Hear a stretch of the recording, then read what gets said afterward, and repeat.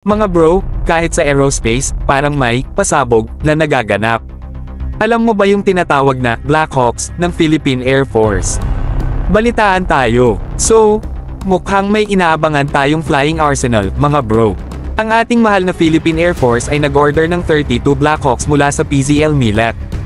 Feeling ko, parang nag-shopping spree yung ating Air Force, di ba? Add to cart ng choppers. Pero, wait, there's a plot twist. Mukhang may chismis na magsa-shutdown daw ang PZL Milat. Parang teleserye, may pa-cliffhanger. Pero Terra, brothers, don't blink yet, kasi may alternative plot twist na naglalaro dito. Ang usapan, para di mag-close ang PZL Milat, mag-shift daw sila sa production ng AH-64E Apache. Alam niyo yung Apache, parang sikat na rockstar sa mundo ng helicopters. Recently, may chismis na ang Poland ay nag-commit ng order na 96 units ng Apache. Feeling ko, ang dating PZL Milat na parang naghihingalo, biglang naging box office hit sa helicopter industry. Ang plot twist, mga bro, sobrang intense. So, what do you think, mga bro?